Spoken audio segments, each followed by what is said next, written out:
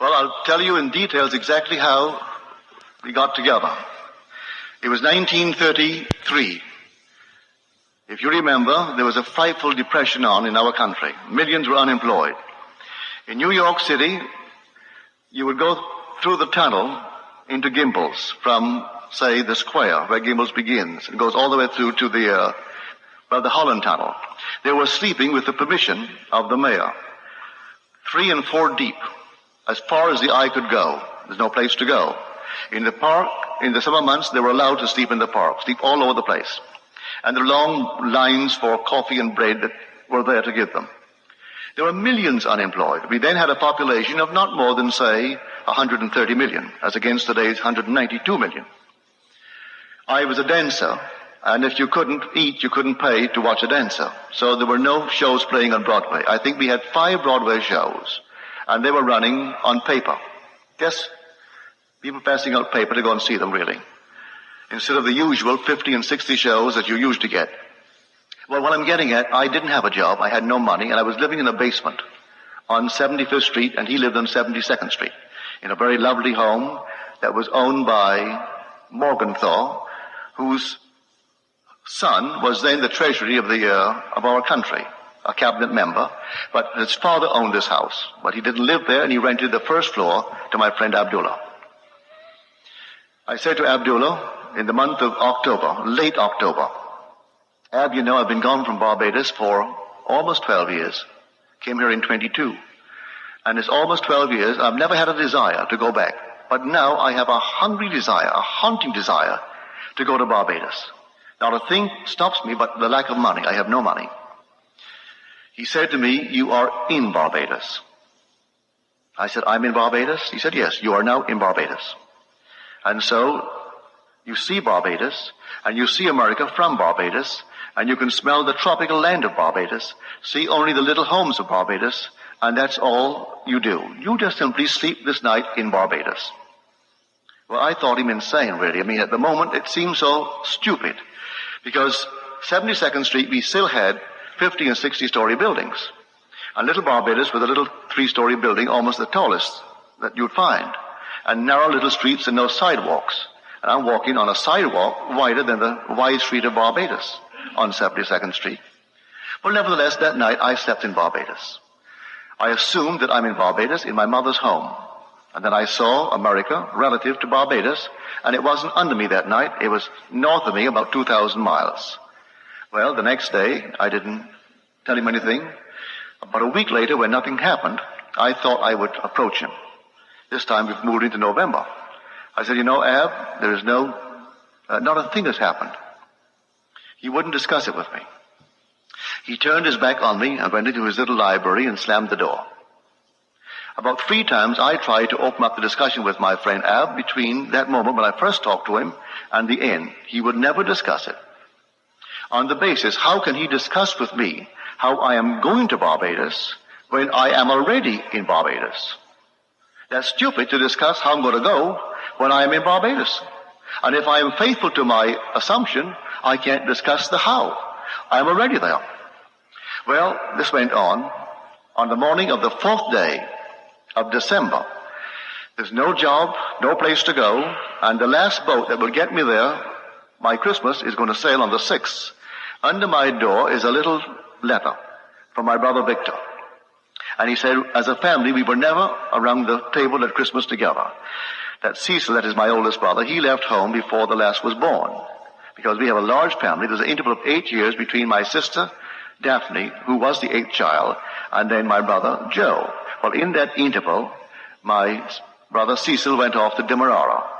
So, never as a family were we ever together at Christmas. So in the letter, he justifies why he's asked me to come. He said, I know you don't have a job, and there's no excuse for not coming. And so I'm enclosing a draft for $50. You may need a shirt, a pair of shoes, socks, or something. And I've notified the Furnace Whitty line that you will come for a ticket. So the ticket is waiting for you at the Furnace line. Well, I was so excited, I rushed on down to the Furnace line, and I gave them my letter. They said, yes, we have a message here from your family in Barbados. We'll give you a ticket, but we haven't any first-class tickets left. You can go you can go third class and use the facilities of the first, but you have to sleep third class until you hit the island of St. Thomas. When you hit St. Thomas, someone disembarks, then you may take a first class bunk. I said, I'll take it. I rushed right up to Abdullah. And I said, Ab, I got my ticket for Barbados, but I have to go third class. I am all elated and happy about it. He said, who told you that you're going to Barbados? And who told you that you went to Barbados third class? You went to Barbados and you went first class. Would say no more. He isn't even happy that I'm going to Barbados now. So I went down on the morning of the 6th day of December with my third class ticket. Went up to the desk as they're checking in the passengers, and I put my ticket forward. He said, I've got good news for you, Mr. Goddard. Someone has cancelled, and you're going first class. And I went first class, all the way down to Barbados. 10 days down, 10 days back, with 3 heavenly months in Barbados. So all that I did, I tried to the best of my ability with his, I would call almost insolence. He was rude. But he taught me by his rudeness that I cannot discuss how if I am doing what I'm supposed to do. He tells me right away, you are in Barbados. Like someone comes to you now, and you would apply this principle towards their request, and they say, oh, I would love to be happily married. And you say to her or him, you are now happily married. They look at you as though you're insane. But that's exactly what you're supposed to do. You are now happily married. Well, if I am now happily married and I'm a lady, I would instantly begin to feel that ring there in my imagination. I let others see that I have my ring, for that would imply I'm happily married. It's a wedding ring. And so if I don't wear it from then on, I'm not doing what I'm supposed to do. So in my imagination, I have to go to bed wearing my ring. And actually do all that I would do in that state. Oh, he said, you're in Barbados. And I'm in New York City physically, but he put me in Barbados in my imagination. So that I slept in Barbados to the best of my ability. But you know, days go into weeks, and the weeks went into a month, and I'm trying my best to open up the discussion with him to get a little hope. No hope. He wouldn't give me any encouragement if I did what he told me to do. But we all are human enough to want another little discussion, another little push. And so he taught me the lesson that there is no such thing as a little pregnancy. No such thing. If you did it, then you're pregnant. Let the child grow. And interference with it is going to be a miscarriage. You assume that you are in Barbados. Now you're pregnant. The idea is you're going to give birth to a journey and which is going to land you right in Barbados. So you've assumed it. That is conception. Now, don't try to argue. You have conceived. And all you have to do is to be a faithful mother and bear that child. And don't discuss it with me anymore. He never discussed it after he told me I was in Barbados. And I learned so many things from the old fellow. I came back because I wasn't drinking. I brought him 2 lovely old bottles of brandy. The best that we had in the island. 2 lovely bottles. And some rum. So I gave him my father's rum, gave him the brandy. A week later, he said to me, say, how long do you expect those things to last? Learned my lesson. I thought he would sip those things for a year. Oh no, they were gone. And he wondered how long I suppose these things to last for him. And of course he really disillusioned me terribly on so many things because I would go and dine with him. And Abdullah, I was then a strict vegetarian. I was trying to overcome it after I came back gradually. And of course he would sit down and he would have 2 or 3 big shots of rye. I mean big shots of rye. And then he would wash down his meal with a lot of porter. Or it wasn't beer, it was ale. And then he would, at the end, like Churchill, a huge big bowl of ice cream. I said, Ab, how can you do that? Oh, he said, you couldn't do it. It'll poison you because you have quibbles. But you know that God made everything? Everything is God. You would have seen he made something and not the rest? No, God made everything. And he'll send me back to the Bible. Go back to the Bible and read the book of Acts. And Peter couldn't eat the unclean thing. And then the Lord said, slay and eat. For that which I have cleansed, I have cleansed. Then a sheet came down filled with all manner of animals and food. And the voice said to Peter, slay and eat. For that which I have cleansed, I have cleansed. So he said, you have quibbles, Neville. With any of your quibbles, it'll poison you.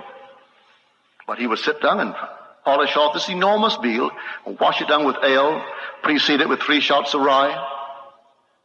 And here was a man truly of the Spirit. But if I judge from appearances, I would say, well, he can't be a holy man, for which today I'm most grateful that he wasn't, because he taught me real Christianity. And he was born in North Africa of Jewish parents and raised in a strict Orthodox Jewish home.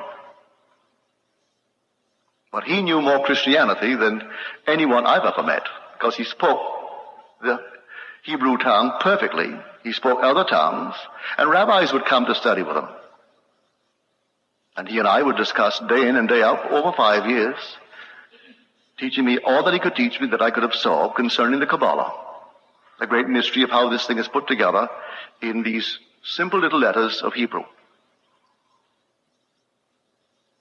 I know that before the Civil Rights Bill, in New York City, no Negro could go to the box office and buy a seat in the orchestra. To get a seat in the balcony, you think Abdullah would ever let me go and buy the seats? No.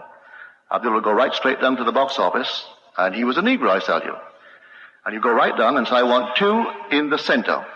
I don't want too far back, not beyond the 6th row, right in the center. Yes, sir. Buy the 2 seats. For any show. The first opera I saw, Abdullah took me to it. It was Parsifal. 5 hours, and I'd never seen one before. It seemed it would never come to an end. Of all the operas to be introduced to opera through Parsifal. Good Friday it was too. You go on Good Friday in New York when you go to Parsifal. And you sit there and you think, my Lord, is it ever going to come to an end?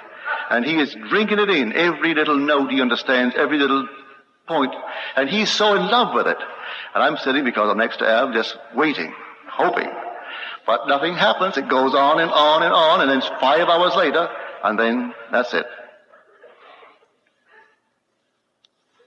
Any other questions, please?